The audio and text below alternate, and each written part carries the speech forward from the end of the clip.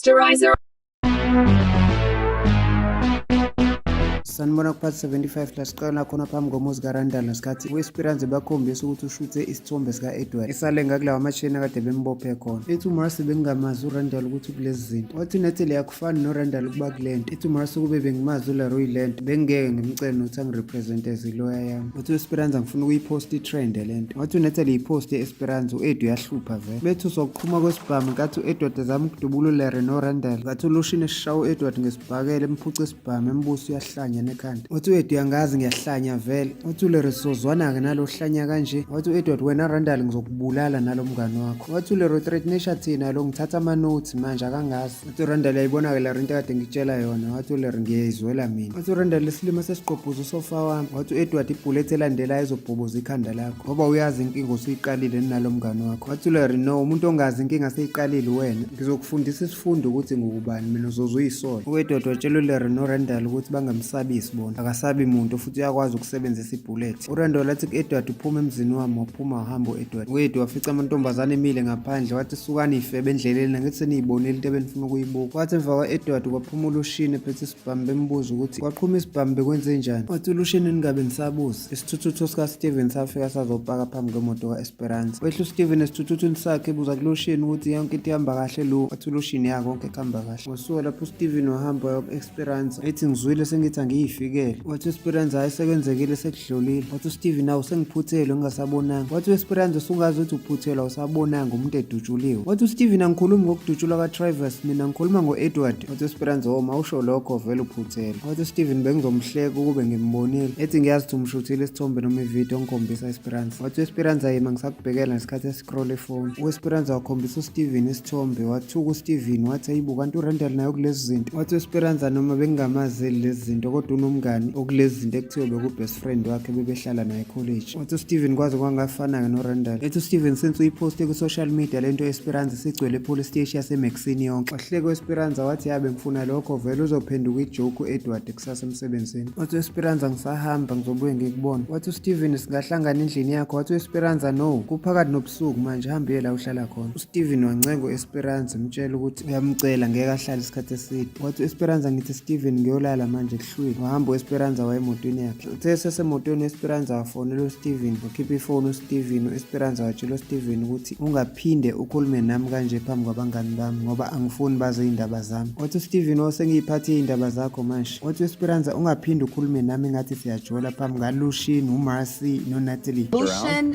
Marcy, Natalie. Bonke bayibonile i-body language indlela okhuluma ngayo nami, ungaphinde uyenze. They all saw your body language and how you were talking to me. Just don't do it, okay? Wathi uSteven cha ukuthi abasiboni njengoba sikhuluma emafonini njengamanje. Wathi u-Esperance angibazi noma bayasibona kodwa singenzi ngathi sifuna ukuthi basibone. Wathi uSteven ngicela uvume Esperance ukuthi ngifike emzini wakho. Wathi u-Esperance okay fine fika. Wadumisa imoto wasuka u-Esperance wahamba washo uSteven. U-Ian wayitshela uLushini ukuthi uKelly une-stress akekho right. Ethi u-Ian solungisa indaba yestatement sikaKelly kuseni. Wathi futhi uLushini kufanele kwazi ukuthi uLarry urepresent umndeni wakwaPastor Kane ngoba uLarry uyena umnikazi wenkampani yabameli. So lokho kuzokungenza ngingakwazi ukuqhubeka nokurepresent uKelly ngoba lokho kungangizondanisa noLarry ngigcine sengilahlekelwa umsebenzi. Okunganisiza Lushini noKelly kufanele nizame ukutholela uKelly lawyer. Wathi uLushini yena lo Larry kungakanani okwaziyo ngaye. Wathi u-Ian sengimsebenzele 15 years uLarry kuningi engikwaziyo ngaye. Wathi uLushini khona okwaziyo ngezindaba zama-gay strippers nezinto zakhe ezihlangene nokutabana. Wathi u-Ian ngazi okuningi ngoLarry kodwa angithandi ukuthi nginake lelo side lempilo yakhe. Ethi u-Ian kodwa engikwaziyo uLarry nonkosikazi wakhe uCharity banokuthrow ama-wild parties angajwayelekile. Kube nama-male stripper nama-female strippers. Kube ngathi uCharity u-enjoy ukuncikana kakhulu nabantu besifazane mangabe uLarry esondelene kakhulu namadoda.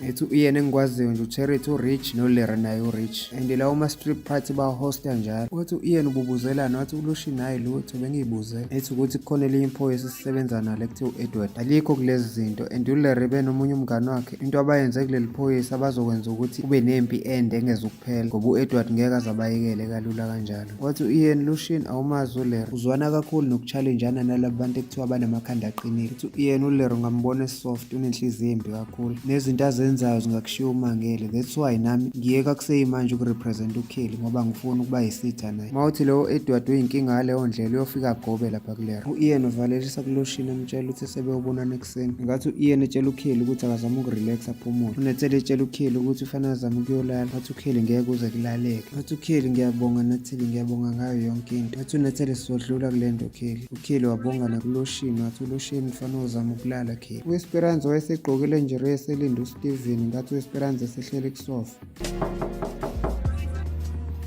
Come in.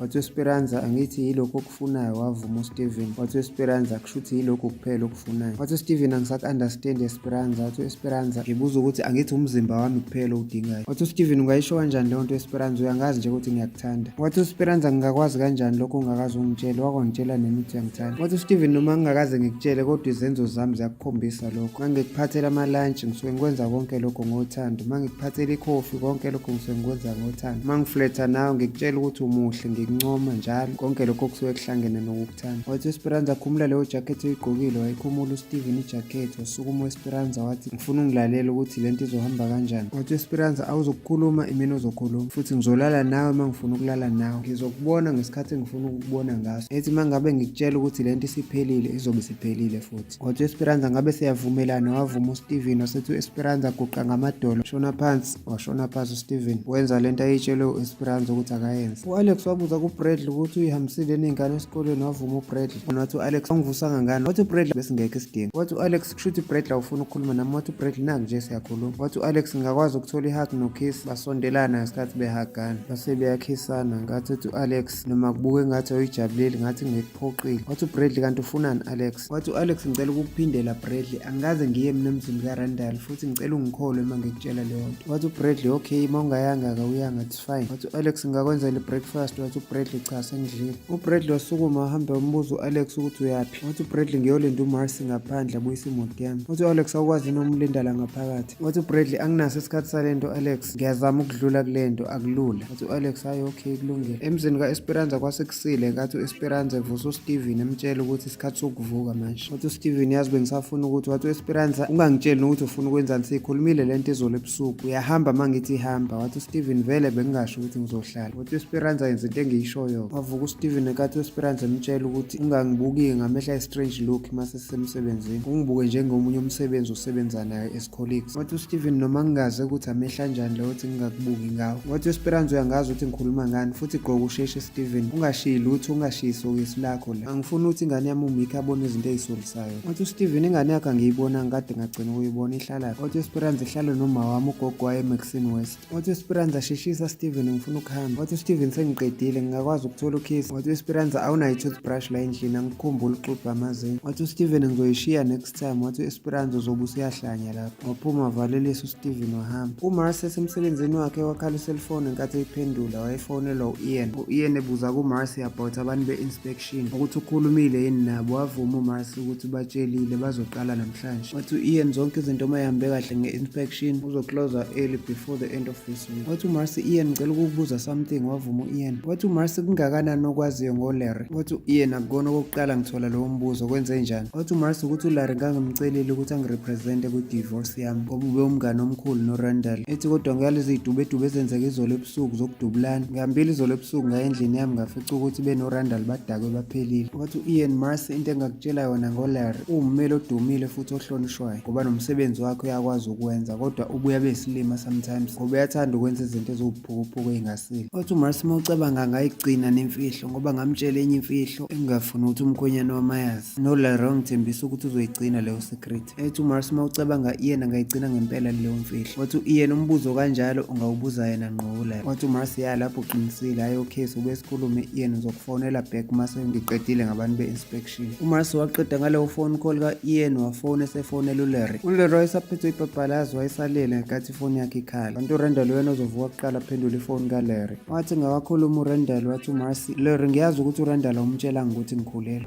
I know you didn't tell Randall I was pregnant. Wathi uRandall ukhulelwe ngempela. Wacasa kuMarcy wathi uyifunani ifoni kaLarry wena? Wathi uRandall usumitha ingane kaBradley wena. Wavala ifoni uMarcy esecasukile. Waphinde wafona uRandall wayiphendula uMarcy wathi ufunani? uRandall wathi usumithiswe ile yamlungu manje. Wavuma uMarcy wathi njengoba nawe wamithisa umlungu yini sekubuhlungu yini manje? Wathi uRandall uhlulwa ukumithela mina uyomithela umlungu. Awuyimithe leyo ngane uzobona ukuthi ngizokwenzani. uMarcy wabuza ukuthi usangithreatenisha yini? Wathi uRandall cha angikusabisi khululeka ikhulelwe leyo ngane ngoba uyawazi umzimba wakho ukuthi awukazi ukhulelwe before usuzokhulelwa manje. Ucasa uMarcy wavala ifoni. Uqeda lapho uRandall wasukuma wahamba waya ekhishini. Ubuye sephethe ibhakede elinamanzi wayobhunyela ngalo uLeroy wayelele. uLeroy ethukile wathi uRandall ngithelelani ngamanzi. Wathi uRandall ngikuthelela ukuthi uphume endlini yami. Wathi uLeroy ungikhiphe kanje. Wathi uRandall ngoba ungiqambela amanga uMarcy kade ngifonela manje ukuthi ukhulelwe. Wena ubuyibiza ngomngane kodwa uyangifihlela. Wathi uyachaza uLeroy uRandall watshela uLeroy ukuthi ayikho into engizoyilalela phuma emzini wami. So lapho uLeroy waphuma wahamba uLeroy emotweni yakhe. Ethe sefika emotweni yakhe wafona esefonela uMarcy. Wayiphendula uMarcy ethi Randall hlukana nami. Wazisho uLeroy ukuthi uyena kuyena uRandall. uMarcy wathetha ethi uLeroy ethi ngithe gcina imfihlo wena uzozenza ummeli oprofessional ukuthi uyayigcina secret kodwa uzo-expose secret ye-client. Ngaleso sikhathi wayixolisa engayekeli uLeroy. uMarcy wamtshela ukuthi angisakudingi futhi ukuthi ungirepresente ngizothola enye lawyer. Wathi uMarcy ungaphinde futhi ungifonele wavala ifoni uMarcy. Wasuka lapho uLeroy wahamba ngemoto yakhe. Wathi esehambile uLeroy kwaphuma uRandall waseya phambi komuzi kaBradley. Wathi uRandall uMarcy usekhulelwe manje ukhulelwe ingane yakho wavuma uBradley wabuza kuRandall ukuthi utshele uMarcy. Wathi uRandall ungayikhathazi ukuthi ngitshele ubani. Wathi uBradley uba ukutshelile uAlex. Wavuma uRandall ukuthi yangitshele uAlex. Wathi uBradley uAlex ukutshele nini. Wathi uRandall ungitshele izolo ebusuku. Wathi uBradley bekuba isikhathi. Wathi uRandall angisinakanga isikhathi kodwa ngiyacabanga ukuthi ubungekho ngoba uAlex uyifikele yena endlini yami. Wathi useyakhumbula izinto esasizenza endlini yamathuluzi. Wathi ucasulana ngokuthi wena usuzoba nengane noMarcy. Wathi uAlex asibuyelane. uBradley wayehleli phansi wasukuma. Wathi indlela waqamba ngayo amanga ngathi wafundela. Wathi uRandall ngiqinisele ungabuza yena uAlex. Wathi uBradley ngisona esilima ngeke ngize ngiyenze leyo nto. Wena ngabe uthatha lamanga waqamba usuke phambi komuzi wami. Wathi uRandall no bengizele ukuzokutshela nje. Wathi uBradley ngizokubalela kabili ngithi suka phambi komuzi wami Randall. Wathi uRandall angikho emzini wakho la ngaphandle. Wathi uBradley sengikutshela ukugcina suka phambi komuzi wami Randall. Wathi uRandall lo uMarcy ngempela ukhulelwe ingane yakho. Wathi uBradley ukhulelwe ingane yami futhi ungabusahamba yima kanjalo ngoba uzofika la ngemoto yami uzolanda mina khona la siyakhona. Wathi uRandall lo uMarcy usehamba ngemoto yakho manje. Wathi uBradley uhamba ngemoto yami uMarcy ever since nawe wafaka ushukela kwi-fuel tank yemoto yakhe. Wathi uRandall ngiyaqala ukizwa le angikwazi ukukhuluma ngani. Wathi uRandall kodwa Bradley angikaqede ngalento. Wasuka lapho wahamba uRandall washiya uBradley. uLushini wangena endlini kaNatalie ngathi ethi Lushini sengize ngakuyi-tea time emsebenzini usalele. Ebuza kuNatalie ukuthi kanti uze walala nini. Wathi Natalie ngize ngalala ngo-4 uKelly akazalala. Wathi Lushini leyo nto izomgqilaza kuKelly ngoba kufanele awunikeze istatement emaphoyiseni namhlanje. Wathi Lushini ngithi ngizolanda yena nje uKelly kodwa ngizomenzela ikhofi. Wathi Natalie khululeka Lushini ngizomenzela uKelly ikhofi. uNatalie wabuza kuLushini ukuthi khona uKelly into ayikhuluma kuJustice. Waphika uLushini wathi cha ayikho into ayikhulumile. Ethi uLushini uJustice akazi nokuthi khona into eyenzekile. Wathi uNatalie mawucabanga Lushini uKelly angasinda kuleli cala. Wathi uLushini ubengawini kube mhlawumbe besarepresenta uIan. Wathi uNatalie uKelly umele uIan vele. Wathi uLushini uIan une-conflict ngoba upartner kaIan emsebenzini uphinda bewumphathi wenkampani yabo urepresenta umndeni kaTravis futhi une-partnership nomndeni wakwaPastor Kane nesonto lakhona namanye ama-church members asey'khundleni ey'phezulu. Wathi uNatalie manje uKelly uzokwenze njani. Wathi uLushini kuzomele athole enye iloya kodwa futhi inkinga isekutheni uKelly akanayo imali. Wathi uNatalie ngiyayazi indaba yemali kaKelly. Wathi uLushini nami ngisamthatha uKelly sambe naye ngoba ngibona ngathi userate. Wathi uNatalie yathi nami ngiyovalelisa kuKelly. Wahamba uLushini ngathi uyobingelela uKelly. uKelly ebuka ngaphandle wendini ethi usuku oluhle ngathi akukaze kwenzeke lutho izolo ebusuku. It's a beautiful day, almost as if nothing happened last night. Wathi uLushini izinto ey'njalo ziyenzeka. uKelly wabuza kuLushini ukuthi kuthiwa usenjani uTravis. Wathi uLushini ubengakezwa lutho kwamanje kodwa uzofona ezwe. Wathi uLushini nathi kuzofanele silunge Kelly ukuthi uye e-police station. Ethi ngisakwenzela ikhofi libe nobisi noma libe mnyama. Wathi uKelly lenze libe mnyama khona ngizoqeda ukuthonga. Wabuya uNatalie wazohlala eduze kaKelly embuza ukuthi unjani. Wathi uKelly akazazi. Wathi uNatalie Kelly izodlula lento. Wakhala uKelly kwafika uLushini nkathi esemphathele ikhofi emtshela ukuthi sekuzomele bahambe emnika leyo cup enekhofi evaliwe. uKelly etshela uLushini ukuthi uIan akaze akhulume naye namhlanje uthule. Wathi uLushini ngizomfonela uma sesihamba. Nkathi sebehamba uLushini etshela uKelly ukuthi asihambeni. uKelly wayivalile sakuNatalie emhagile ngasamdedeli.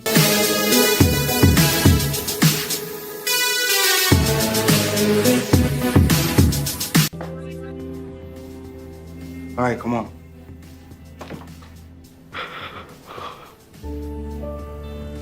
Kelly. Okay. All right. Okay. mayese ofisini likalero wayehleli ephethwe ibhabhalazi kwafika u-Ian wathi uLero ungangitsheli ngomsebenzi ngiphethwe ibhabhalazi. U-Ian watshela uLero ukuthi sinenkinga la, uTravis Kane udutshule uzolo ebusuku. Wathi uLero kodwa indaba eyikanje ngisesimeni esikanje. Wathi u-Ian abazali bakaTravis Kane kade befona kusukela ekuseni bafuna kube ne-press conference namhlanje emini. Wathi uLero lento izokwenzeka kanjani ngisesimeni esinje. Wathi uLero udutshule uba uTravis. Wathi u-Ian udutshule i-ex-girlfriend yakhe. Wathi uLero udutshule le ntombazane ebimhluphi imlandela uTravis ezeyofuna i-restraining order emaphoyiseni. Wathi u-Ian inkinga ukuthi mina bengirepresenta leyo ntombazane before ngithola ukuthi inenkinga nomuntu oyilunga lomndeni wakwaPastor King. Wathi uLero kulula phela lokho yeke ukuyirepresenta leyo ntombazane. Wathi u-Ian kodwa Lero kufanele ukwazi ukuthi ama-investigators athole ubufakazi obuqinile bokuthi uTravis okuyena obehlupha le ntombazane. Wathi u-Ian nabo ubufakazi bokuqala obu-strong be-GPS tracker ukuthi kukhona usuku la imoto kaTravis ebiye emzini kaKelly 46 times osukwini olulodwa. GPS tracking on his car. He drove by her house 46 times. And that was in one day. Imini yonke nasebusuku bonke naphakathi nobusuku. U-Ian wakhipha obunye ubufakazi wanikeza uLero wathi nakho kunzima kakhulu ukuthi uTravis uhekhe wonke ama-bank account kaKelly washintsha ama-details wapretend ukuba umkhwenyana kaKelly. And it gets worse. He hacked into her accounts, pretended to be her husband. Wayithatha yonke imali kaKelly waze wavula namalona awu-7 engathengi nezinto ey'sile ethenga inqwaba yama-toys ocansi namabhuku ocansi. uLero wathi ukuganga kaTravis kuyafana nokomfowabo uDonovan. Wathi u-Ian ngibona ngathi ubengcono noDonovan. uLero wabuza ku-Ian ukuthi i-prosecutor wabonile lama-files waphika u-Ian wathi cha ayikawaboni. Wathi uLero makunjalo kasibuqede lo bufakazi. Wathi u-Ian kanjani Lero le ntombazana ayinacala nje. Yeah, but Larry, she's innocent. Wathi uLero kusukela nini sesinendaba naleyo nto. And when do we give a shit about that? Wathi u-Ian kodwa intombazana bengiyirepresent. Wathi uLero kodwa phela manje awusayirepresenta ngithi. Wena yenza lento engiyishoyo ukuthi silahla lo bufakazi iboshwe le ntombazana. Ngoba abazali balomfana nesonto labo basikhokhela ama-million. Ngithi angisafune ukuzwa lutho ozongitshela lona Ian. Wena hamba utshele leyo ntombazana ukuthi ayithole omunye ummeli. Ubuye ukhumbule ukuthi ubani ophethe le ndawo. And you need to remember who owns this place. Wathi u-Ian kodwa ngiyipartner.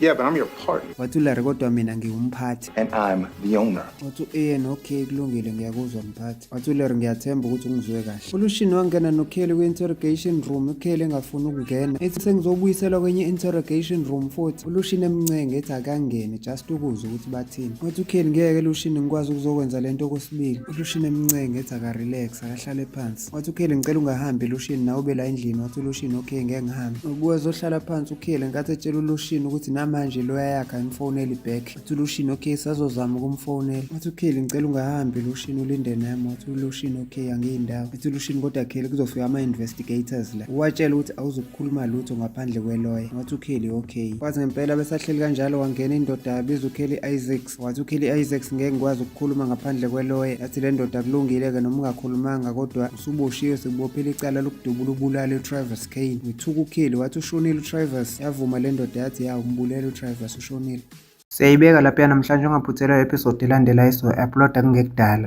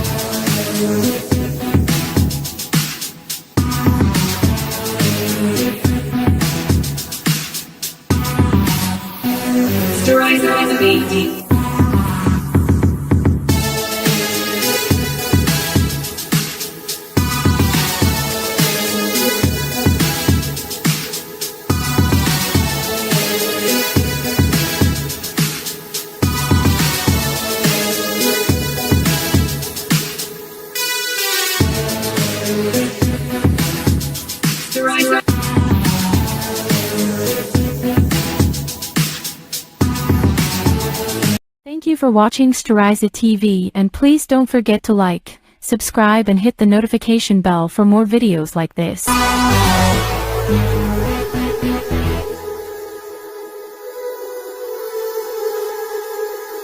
Storiza TV.